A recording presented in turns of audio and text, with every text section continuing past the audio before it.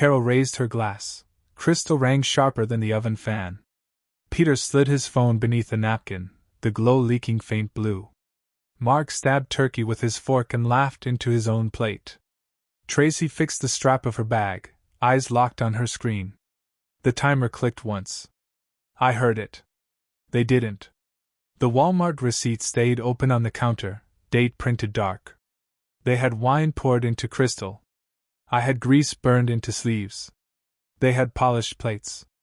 I had a list torn from a bag. Mark said, "Daniel, you always ruin it." "Same as last year." I said, "Watch closer. This year burns different." Carol touched a place card, sliding it closer to the flowers. Peter finally spoke. "Daniel, sit down." I said, "I already did." Tracy's phone lit her face. She turned it over too quickly. I once owned a small grill outside Houston. Smoke never left my hands, even years later. The timer clicked again, sharper than before. I pressed the Walmart receipt flat against the counter. The ink smudged faintly. Tracy said, "Don't start again." I said, "Too late. Already started." Their laughter pressed against the door. Heat pressed against my back. Garlic smoke rolled out of the oven, bitter and heavy. Mark tapped his fork twice, smirking across the table. I stared until he dropped his eyes. Carol stacked napkins, then left one crooked on the edge. The bread edge blackened. A curl of smoke slipped through the seam. The fridge door cracked open. Cold air brushed my arm. Wine bottles rattled faintly, then the door shut. One chair would stay empty before Sunday. Mark leaned forward. "Don't cut too deep, Daniel," I said. "Sharp cuts hold longer." Carol's head turned, eyes catching my hand near the knife. The receipt stuck slightly to my fingers. I pulled it free slow. Tracy's phone buzzed. A name flashed, gone before I caught it. I saw enough. She knew I did. The oven door groaned open, steam hitting my face. Heat stung my skin, butter hissed against metal. A knock rattled the hallway door, quick, then gone. Carol ignored it, raising her glass higher toward the chandelier. Peter rubbed his temple, eyes fixed away from me. Tracy kept her phone hidden, thumb moving fast under the cloth. Mark left his fork across my tray, grease marking the wood. The timer clicked a third time, echo running longer than laughter. Tomorrow the receipt would speak louder than their toast. A camera flash exploded, catching Carol's smile and Mark's half-raised glass.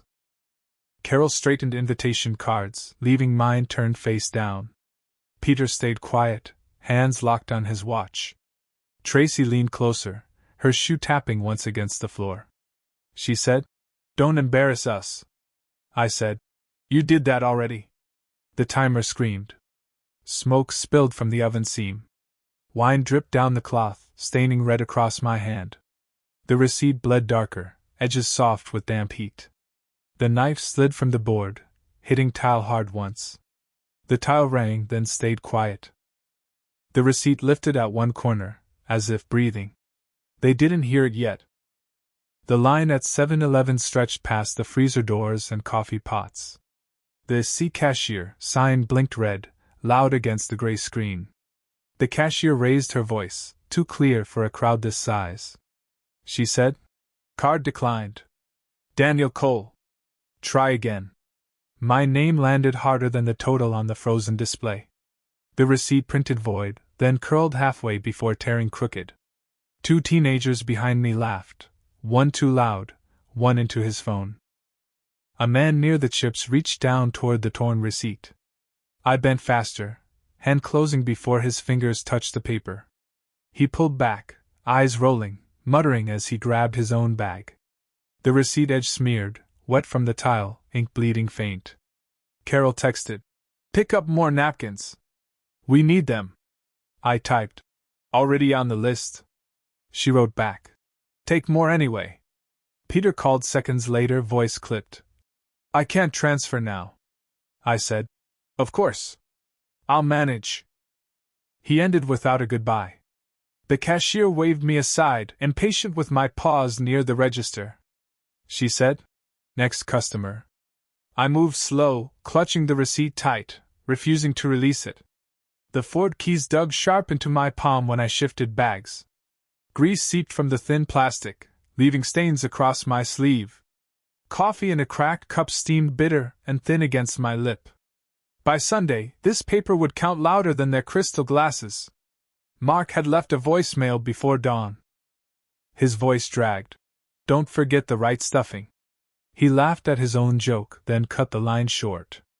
I replayed it once, then deleted. Tracy's phone buzzed at the table earlier, screen tilted away. She said, "Don't take long." I said, "Watch the timer. Don't let it lie." Her perfume still clung to the Walmart bag from yesterday. The receipt stuck against my fingers, edges soft from spilled soda. The cashier called. "Next!" again, pushing me further aside from the counter. Eyes followed me, judging, whispering, waiting for my next slip. The oven timer rang in my head, though I stood miles away. Outside, Uncle John pulled up in his old Ford truck. The door creaked when he stepped down, boots heavy with dust. He carried transparent envelopes already folded, corners bent and smudged.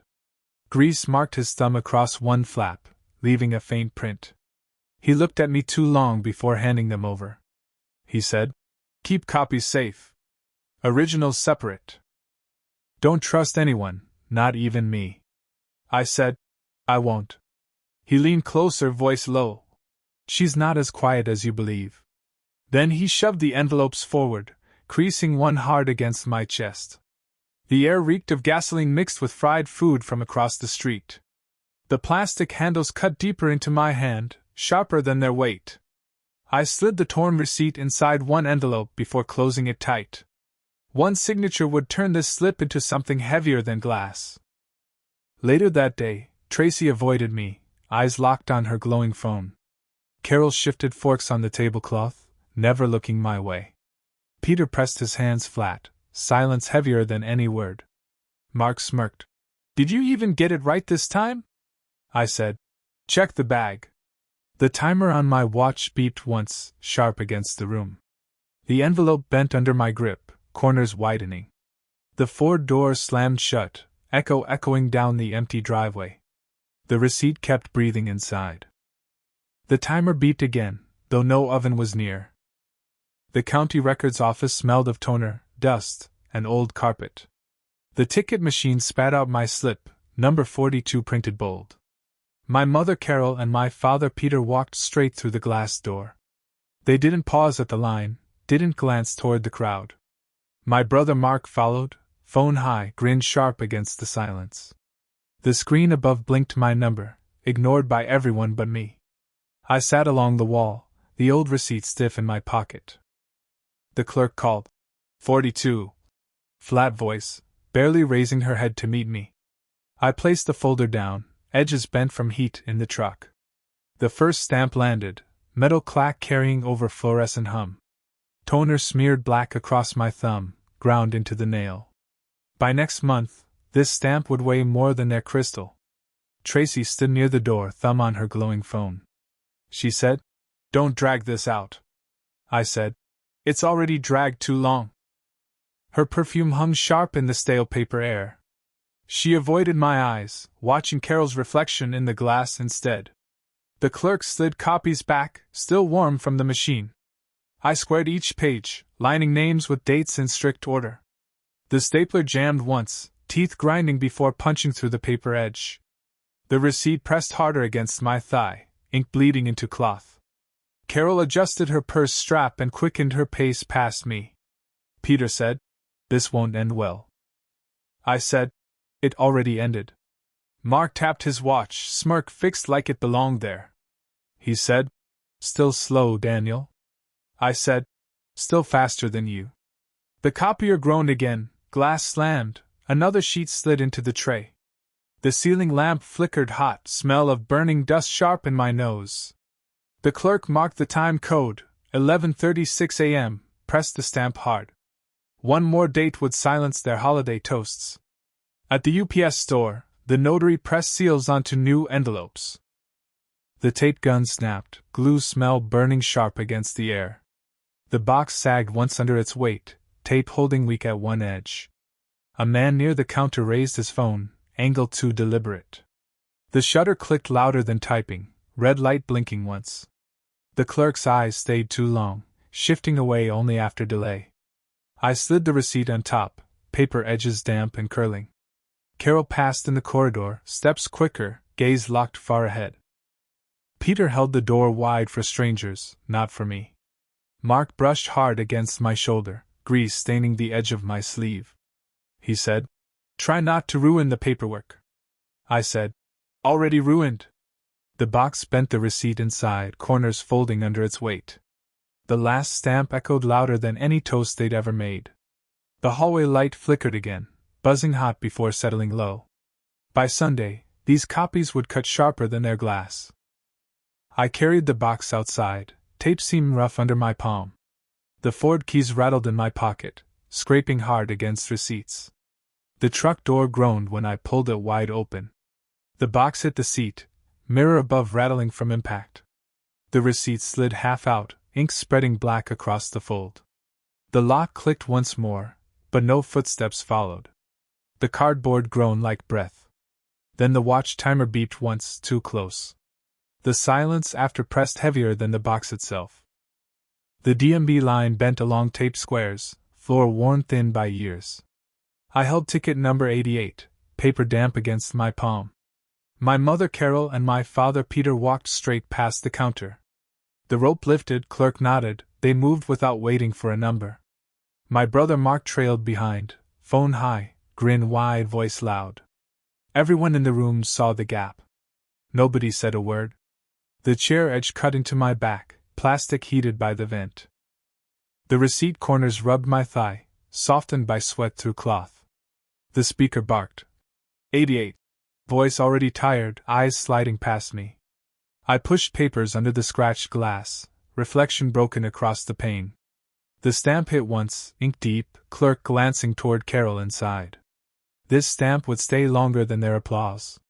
Tracy stood near the exit, her phone raised, screen glow sharp. She said, "Don't waste the day here." I said, "It's not wasted." Her perfume mixed with toner, heavy and sharp in the stale air. She turned her head, gaze fixed on the parking lot instead of me. Peter shifted once, his jaw tight, voice low. He said, "Daniel, stop dragging this." I said, "Dragged long before me." Carol adjusted her bag strap, fingers tight, then spoke. Carol said, "Don't think this changes anything." I said, "It already did." Mark tapped the glass hard, mouthing, "Slow." Face pressed against the pane.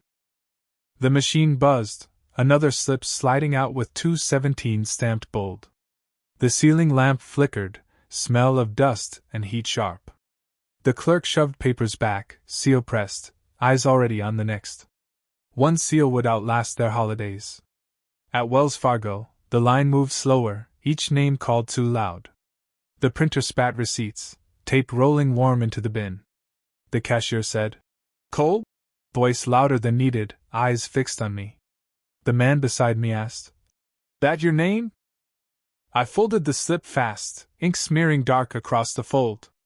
The cashier kept watching, lips pursed, but turned to the next in line. The envelope smelled of glue, sharp enough to sting the nose. The stamp machine rattled, jaws biting down, another copy sealed away.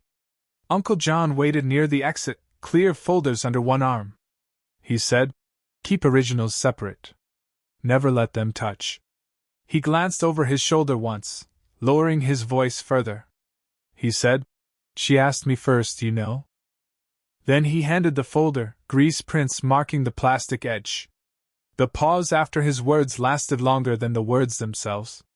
Carol passed ahead, pace too quick, eyes locked past the lot. Peter opened the door for strangers, not for me. Mark laughed loud, voice echoing across cars, like it belonged elsewhere. I set the box on the passenger seat, straps creaking under weight. The receipt slid half out, ink smearing dark across the fold. Ink would outlive their silence. At home, the table filled with rows, neat and sharp. Receipts stacked left, stamped pages in the center, envelopes aligned at the edge. Each date lined, each name repeated, black marks filling every row exact. The smell of toner and paper dust hung heavy across the room. The Ford keys rattled once on the table, pressing against the box lid. The ceiling fan hummed slow, dust shaking loose onto the folders. The receipt curled tighter, pressed under the weight of the largest file. The room stayed still, except for the low drone above. The box shifted once on the chair, cardboard groaning, straps tightening. The silence pressed heavier than their voices ever did. Then the fan clicked once more, though the switch stayed off. The papers shifted once, though no air had moved. Then the watch timer beeped once, though no time had passed. The banquet hall lights burned too bright, tables lined with polished glass. My mother Carol stood near the center, wine glass lifted high. My father Peter sat beside her, eyes fixed on the stage. My brother Mark adjusted the microphone, laughter already rolling from his grin. I sat at the far edge, plastic fork bending between my fingers. They had warmth. I had cold. The chicken on my plate was chilled, congealed fat against the knife. The bread basket stopped 3 chairs short, never passed to my end. Mark tapped the mic once, feedback cutting through the clatter of silver. He said, "To family, except the ones always late." Laughter rose, eyes turned, mine caught in the light. This mic would not stay theirs forever. Carol shifted napkins again, stacking them twice though none were used. Peter leaned back, jacket pulled tight, phone screen glowing against his sleeve. Tracy sat 1 chair away, phone angled low beneath the table. She said, "Don't talk when he's up there." I said, "I wasn't planning to."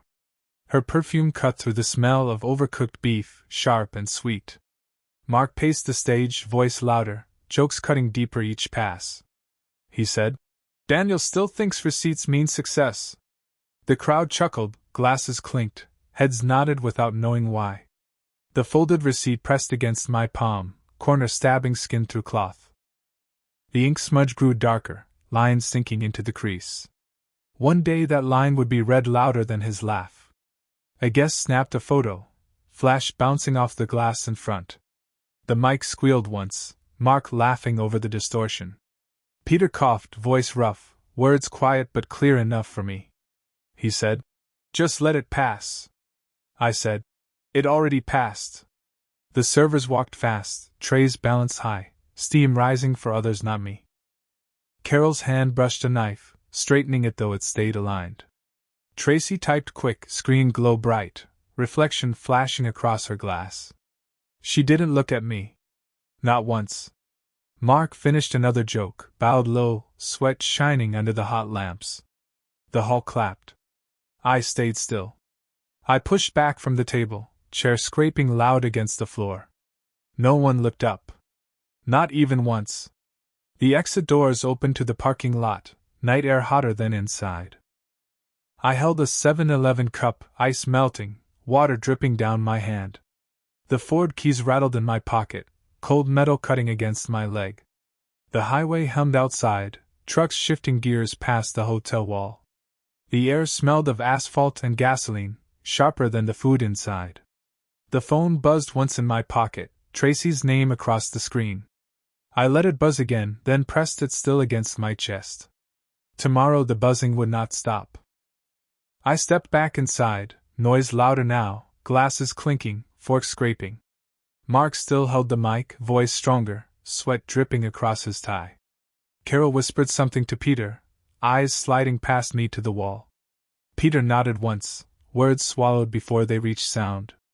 Tracy finally looked once, her eyes cold, but her hand shook before she turned away. One laugh came late, aimed at Mark's sweat, not his joke. He forced another line, but silence answered before the claps returned. The mic whined sharp, then cracked, loud enough to cut the air. The hall froze. Even the knives stopped ringing. No one breathed. Then the oven timer beeped again, too close. Mark gripped the mic tighter, his grin gone. The clerk called another number, voice flat through the glass window. Carol stepped forward first, folder pressed flat, shoulders tight. Peter lingered behind her, adjusting his glasses again and again. Mark laughed near the guard, his voice too loud for the hall. I kept my seat, the box sagging heavier against my knees. Their papers moved first. Mine pressed sharper.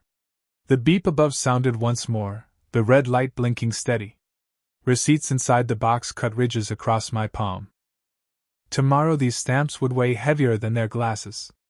Carol slid her folder across the counter, edges squared exactly. Peter touched his watch, checked the face, then looked away fast. Mark leaned closer to the guard, whispering words until the man grinned.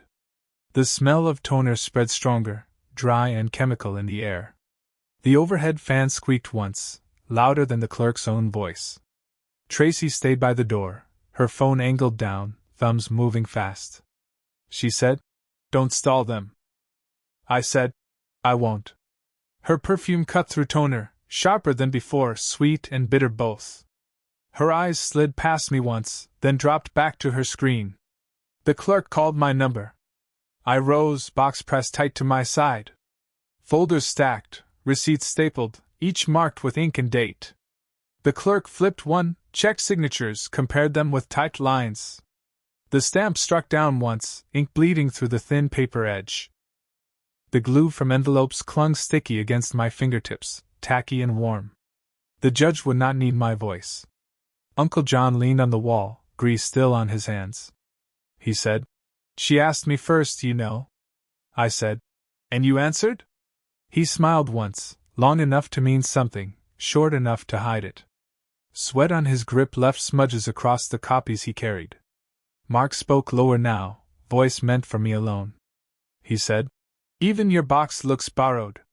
I said, "It carries enough." The guard shifted weight, eyes cutting between us, silence heavier than noise. Carol tapped the edge of her folder once, not looking my way. The printer spat another page, toner smell sharper, edges warm. The clerk stapled 3 sets, slid them back without raising his head. The beep above called again, the light blinking red without pause.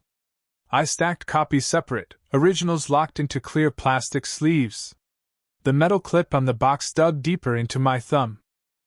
Their smiles would stop before the clerk's pen did. Peter finally spoke, voice low but clear across the fan's hum. He said, "This won't change anything." I said, "It already has." Carol stepped closer, folder heavier now, papers inside shifting once. Her eyes met mine for a second, then dropped fast. Tracy pressed her phone against her coat, screen face hidden from sight. Her free hand shook once before she buried it in her pocket. Mark's phone lit up red, face down on the desk, recording still. The clerk didn't look up, only flipped another sheet, stamp heavy again. John glanced once toward Tracy, then back at me, smile too thin. The papers inside the box shifted again, cardboard groaning louder than before. I lifted it straight, weight pressing down, edges sharper against my arm. The clerk nodded once, voice drowned under the next beep overhead. The guard's hand brushed his radio, though no one had spoken a word. No one followed me out of that line. Not Carol. Not Peter. Not Mark. They would walk in smiling. They would leave with paper. The fan clicked again, though the switch above stayed off. The papers scraped once more, louder though no air moved. Then the watch timer beeped once, too close to ignore. The clerk looked up finally, but not at me. The conference room lights buzzed once before holding steady above. Carol sat at the long table, folder clutched against her chest. Peter stood behind her chair, one hand tight on the backrest. Mark leaned forward, mic close, pretending his voice mattered more here. I set the box down, cardboard groaning, edges bent from weight. Their glass water cups gleamed. My box stayed dull. The clerk spread documents across the table, each page stamped already. Receipts stacked on my side, copies stapled, dates marked in ink. One folder slid open, revealing signatures they thought no one remembered. The judge would not ask questions. The paper had already spoken. The timer inside my watch ticked once, quiet against the silence. They had ignored the receipts. They could not now. Carol touched the rim of her glass, knuckles pale, eyes down. Peter adjusted his glasses again, then looked over me at the wall. Mark cleared his throat into the mic, laughter absent now. Tracy sat at the far end, phone on the table, screen dark. Her hand shook once, then went still, eyes fixed on the door. The first page read their signatures against mine. The second page held bank withdrawals under dates they remembered.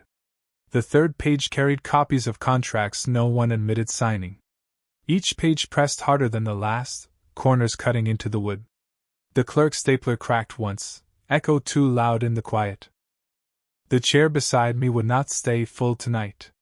Mark finally broke the silence, voice strained, words thin. He said, "Daniel, what do you want?" I said, "The record." His fingers tapped the mic stand, no rhythm, just nervous weight. The guard shifted near the wall, hand resting again on his radio. Carol whispered something to Peter, her lips pressed tight together. Peter said, "It won't hold." I said, "It already has." The timer on my watch pulsed again, light flashing once on the table. Tracy reached for her phone, stopped halfway, then pulled her hand back. The receipts would outlast their silence. The clerk handed copies across, his voice calling names one by one. Carol signed hers without lifting her head. Peter paused, then signed slower, pen shaking slightly at the edge. Mark pushed his signature too hard, ink bleeding through the paper. Tracy signed last, her pen stopping mid-stroke, then dragging uneven across the line. The box closed with a single thud, lid pressed flat. The fan above hummed low, steady now, no squeak left.